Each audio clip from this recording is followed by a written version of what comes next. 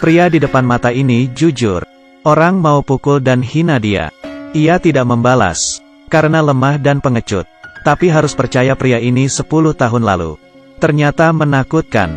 Bosnya mafia. Ia kejam. Bertarung seperti anjing gila. Tak terkalahkan. 10 tahun lalu. Xiao Bai karena tidak terpelajar. Sejak SMA berhenti sekolah. Bergabung dengan mafia. Karena dari kecil sudah berlatih bela diri. Tenaganya untuk tinju sangat kuat. Dan kejam. Membawa kedua saudara Xiongda, Xionger. Seharian membunuh. Saat mafia datang. Satu adegan. Menunjukkan momentum. Muncul di belakangnya. Zuo Qinglong punya harimau putih. Sapi tua ada di pinggang dan kepala di dada. Suasana tegang. Bisa dikatakan orang membunuh orang. Tapi sering berjalan di tepi sungai. Gimana sepatu tidak basah? Xiao Bai sambil minum sambil berkelahi. Dengan tangannya membunuh orang. Dihukum 10 tahun penjara. Selama kalimat, membunuh orang. Ibunya datang. Ia mengunjungi Xiao Bai. Bukan untuk menyalahkannya, tapi malah kasih ia buku tulis. Di atas tulis, beberapa janji. Tidak minum bir, tidak berantem, tidak menangis. Ibu yang baik juga berkata, jika Xiao Bai tidak dibenci, setelah keluar, ia akan dianggap anak. Perkataan ibu sangat diingat oleh Xiao Bai. Ia merasa terharu. Sebuah cinta yang tidak pernah ia rasakan. Dari saat ia di penjara, jadi penurut, putuskan untuk merubah dirinya. Jadi pribadi baru. Saat Xiao Bai di penjara, mendadak muncul pria bernama Kepala Besar. Ia diduduki sebagai raja di sebuah geng. Menjadi bos mafia. Xiongda Xionger juga bergabung. Jadi bawahan Kepala Besar. 10 tahun kemudian, ia keluar dari penjara. Xiao Bai yang sekarang merubah potongan rambutnya menjadi seorang yang menghargai hidup. Semua impiannya ditulis di buku tulis yang diberikan sama ibu. Pemuda baik yang taat aturan. Tidak banyak bicara. Ia benar-benar istimewa. Hal pertama kali yang dilakukan, pergi ke perendaman air panas. Seorang paman lihat Xiao Bai terlihat bodoh, tidak tahu cara menggunakan. Datang menggertaknya. Sebelum ia marah, melihat penampilan Xiao Bai, satu badan penuh tato. Kaget terdiam. Orang-orang di pemandian juga kaget. Semua orang jadi hormat. Setelah keluar, ia mencari Xiongda dan Xionger. Sekarang, keduanya membantu bos mafia. Campur air dan udara. Cukup layak dengan jas dan dasi. Masing-masing buka klub hiburan. Sekelompok adik laki-laki ikut. Meskipun Xiao Bai sudah memudar, sudah lemah di tahun itu. Tapi saat Xiongda, Xionger lihat, Xiao Bai takut hampir ngompol. Tapi Xiao Bai cari. Keduanya tanpa ada niatan, hanya menyapa dan pergi. Xiongda, Xionger merasa, Xiao Bai adalah bom waktu.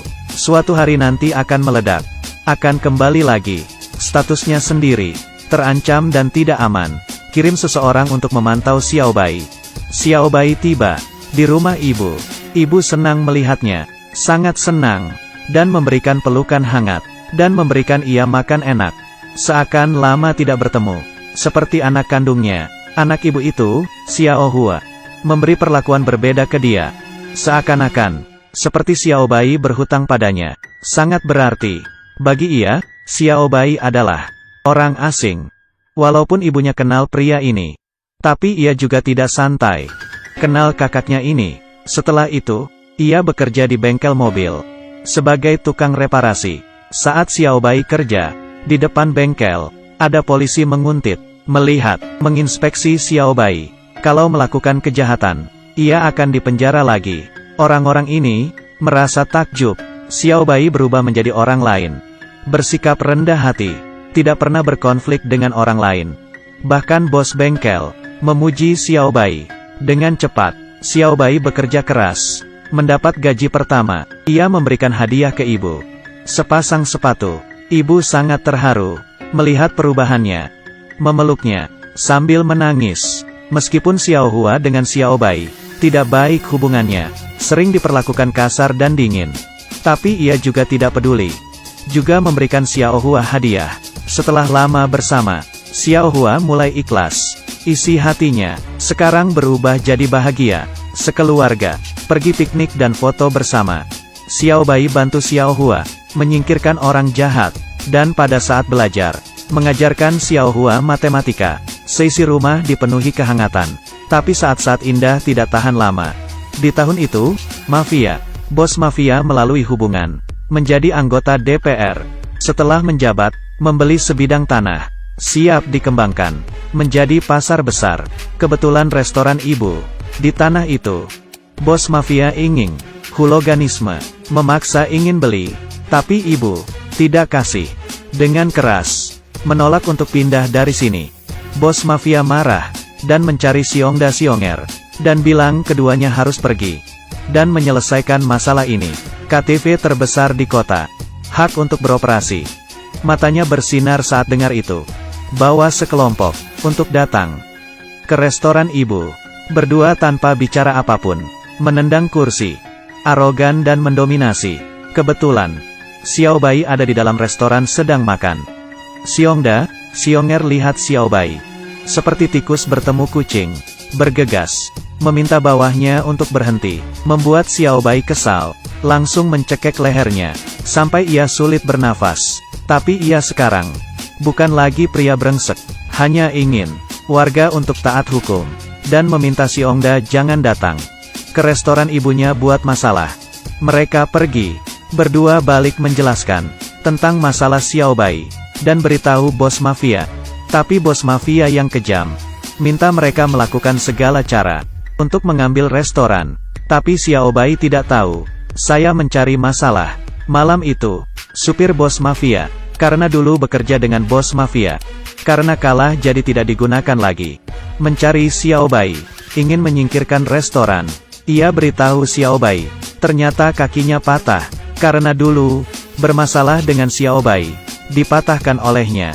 Tapi sudah bertahun-tahun berlalu, sudah memaafkan Xiao Bai. Xiao Bai merasa bersalah, meminta maaf ke Pozi.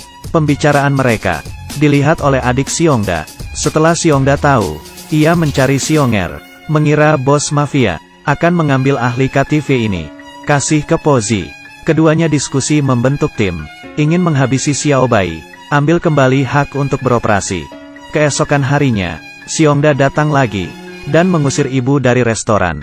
Ia tidak mau pergi, ia mendorong ibu jatuh, hanya bisa melihat, kerja kerasnya selama bertahun-tahun, langsung hancur. Saat Xiao Bai kembali dan tahu, melihat restoran yang kacau, dalam hati ia tahu, penghasut di belakang, adalah bos mafia. Ia pergi ke sana, dengan tenang memperingatkannya, ini sangat mengganggu, jangan pernah datang lagi, mencari masalah.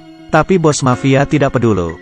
Ucapan Xiao Bai, hanya lewat sesaat, ia tahu Xiao Bai keras. Jadi buat rencana, diam-diam menghubungi polisi, ingin menyingkirkan Xiao Bai. Esok harinya, ia panggil penggerecok, datang ke tempat kerja Xiao Bai. Tanpa berkata, mereka langsung menghajar dan menendangnya, mencoba buat Xiao Bai marah dan membalas. Sebagai kejahatan, agar Xiao Bai masuk penjara, tapi tanpa diketahui, ia berpegang teguh, menjadi orang baik, dihajar sampai berdarah, seluruh tubuh penuh luka, bertahan dan tidak melawan. Tapi bos mafia, tidak berhenti di situ, menyuruh mereka ke restoran, sengaja cerita kejadian 10 tahun lalu, yang membunuh anak ibu. Kebetulan Xiao Hua di sebelah, mendengar itu, berita itu seperti sambaran petir. Karena Xiao Hua, tidak tahu tentang kematian kakak kandungnya. Sekarang pembunuh berada di depan mata, masih jadi keluarga. Tidak diragukan dalam hati, ingin memukul. Untungnya kesan Xiao Hua, ke kakak kandungnya, hanya bisa melawan keluarga. Aku sudah bersamanya sejak kecil. Sangat benci. Terakhir masih ada pilihan, memaafkan Xiao Bai, dan memanggil Xiao Bai, kakak. Ibu tahu betul, kalau bos mafia tidak akan melepaskan mereka sekeluarga. Esok harinya, ia bawa buku tulis untuk bos mafia, menemuinya. Berhenti di sini.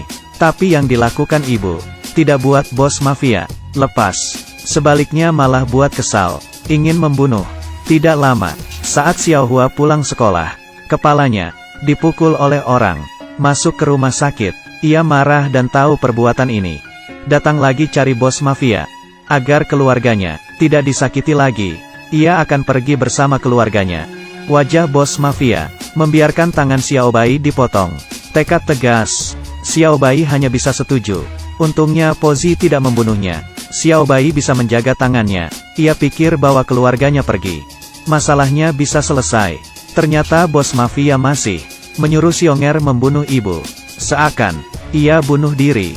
Bawa pergi buku tulis bos mafia. Saat Xiao Bai di rumah, di depan matanya lihat gambaran ini. Membuat ia sakit hati, dan meminta maaf. Tidak kuat, dan mulai menangis. Memikirkan semua kejadian. Keluarga yang hangat hancur. Orang yang mencintainya pergi. Xiao Hua terluka dan cacat. Saat Xiao Bai melihat anting di lantai, ia tahu jelas kematian ibu. Ia tidak bisa tahan lagi. Dalam hatinya marah.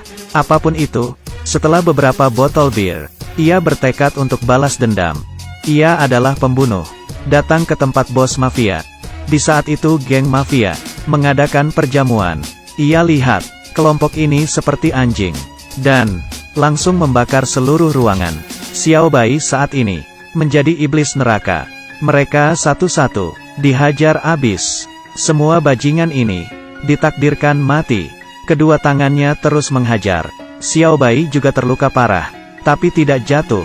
Ia kuat untuk membunuh bos mafia. Setelah membunuh Xiongda dan Xionger, ia penuh amarah menatap bos mafia. Langkah demi langkah berhadapan dengannya. Tidak ada jalan keluar. Akhirnya putus asa, dan dihajar mati sama Xiao Bai.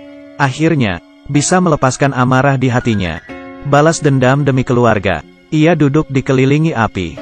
Terakhir, Xiao Hua dapat keinginan, menjadi dosen di kampus. Kapanpun kenangan bahagia, ibu dan Xiao Bai menjadikannya sebagai kenangan terindah. Xiao Yu ingin bilang, jika pengakuan bisa membuat seorang iblis menjadi baik, berarti seseorang yang baik juga bisa menjadi iblis.